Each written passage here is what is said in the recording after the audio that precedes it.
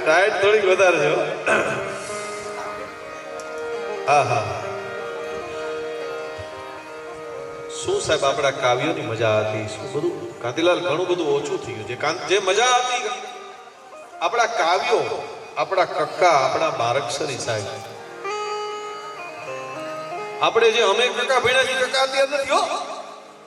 અમે જે કક્કા ભણ્યા છીએ એ કક્કા અત્યારે નથી. તમને એમ થાય કે ગઢવી કેમ આવું વાતું કરે છે, કક્કો તો એક જ હોય ને. નહીં, અમે ભણતા હતા એ કક્કો જુદો હતો અને તમે ભણ્યા એ કક્કો જુદો છે.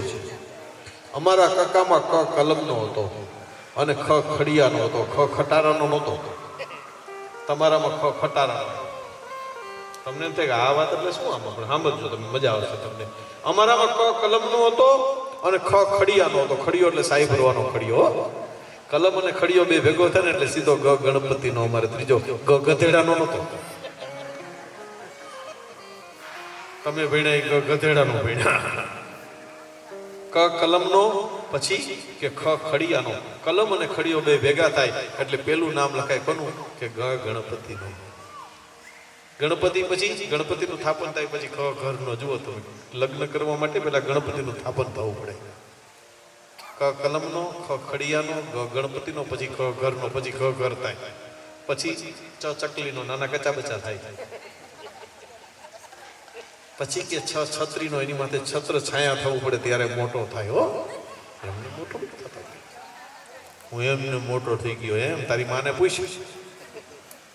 ઘણા એમ કહેતા હોય ને અમે એમને મોટો, મારી માએ કોઈ તેડ્યો નથી. હા હા, કાંઈ ખૂંદીયા એની, કાંઈ ખૂંદીયા હજી. જા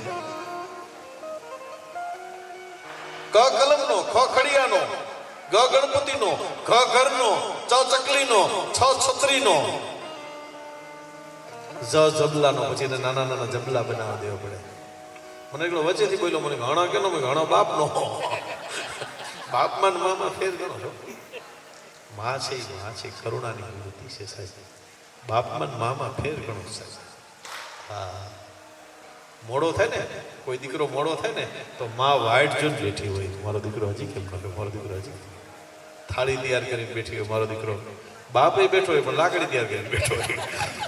એજનો મોડો કેમ થયો? હે, કેવા સાહેબ કાવ્યો હતા આપણા સાહેબ. આપણા કાવ્યોની મજા હતી સાહેબ. હે, આ બધા આપણા ભણેલા કાવ્યો છો, આપણે ભણવામાં આવતા. એ જ તારા ગાગણીએ એ જ આશા કરી કોઈ આવે રે આવકાર હોઈ છો. આવજે રે હોજી તારે કાને રે સંકટ કોઈ સંભળાવે રે બધી છોડું કાપજે રે હોજી.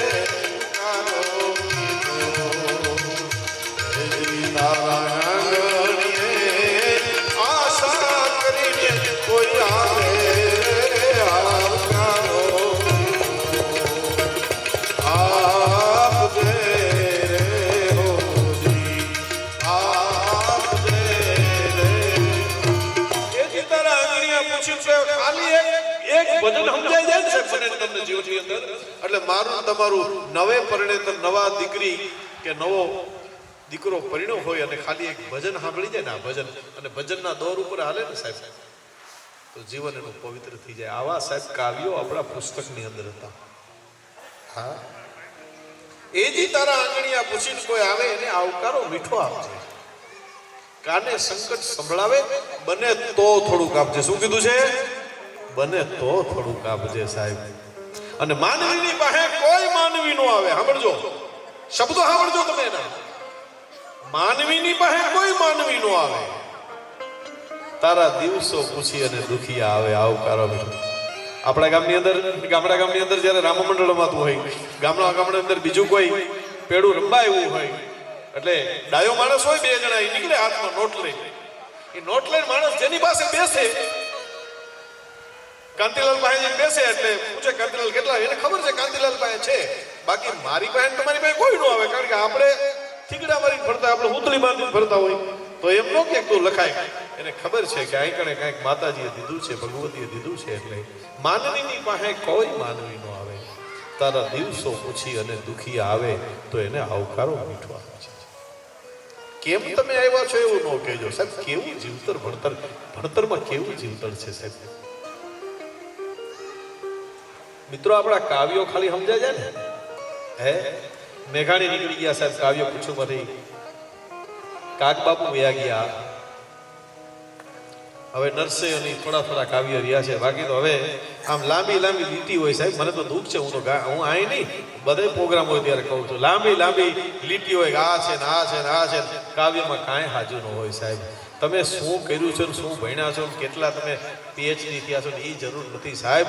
તમારી પાસે કોઠા હોય કેવી છે ને કેવું તમે કાવ્ય આપ્યું છે. બજારને કઈ કામનું છે કે નહીં? ડાંગરના ખેતરમાં તડકો ઝૂલે ને ઓલો તડકો ઝૂલે ને પછી ડાંગર ઝૂલે ને વળી તડકો ઝૂલે ને તડકાના ખેતર. આવા કાવ્યો ન હોય સાહેબ. કાવ્યોની અંદર તો સાહેબ મોર બની થન ગાટ કરે મન, મોર બની થન ગાટ કરે, મોર બની થન ગાટ કરે, મોર બની થન ગાટ કરે.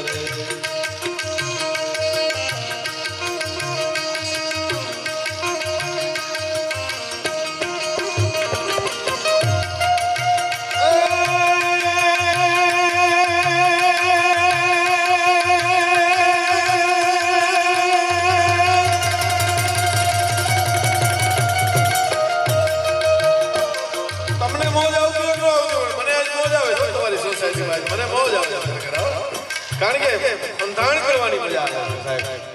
આજ સોસાયટીમાં હું તો આજે ઢોલ લઈને આવ્યો, તમને રમાડવા આવ્યો હતો. એવું નક્કી કરી દઉં કે બેનોને આજે 10-15 મિનિટ અડધી કલાક જેટલું કેટલી બેનોને રમાડવી છે સાહેબ.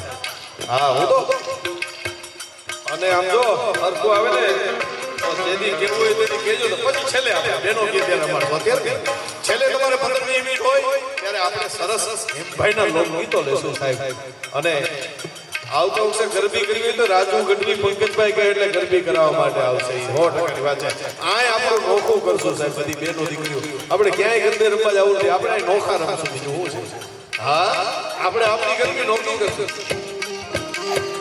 હું તો ઉમિયામાના ધામે પ્રોગ્રામ કરીએ પૂછો. હા, અને કદાચ અહીં અતિશયોક્તિ તમને લાગશે પણ હું પ્રોગ્રામના 1 લાખ રૂપિયા લઉં છું સાહેબ.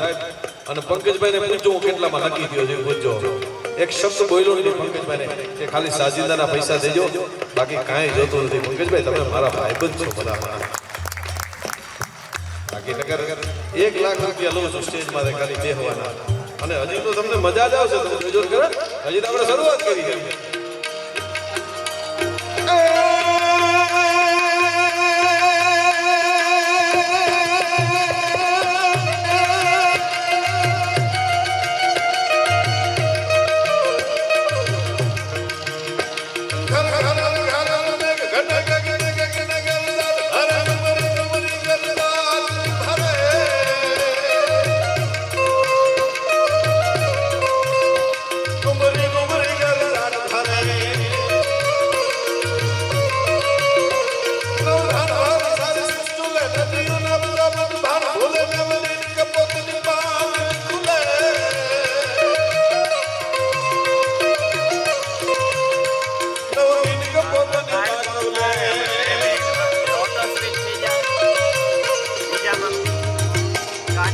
મધુરા મધુરા મધુરા મધુરા મધુરા મધુરા મધુરા ગાઈને બેઠો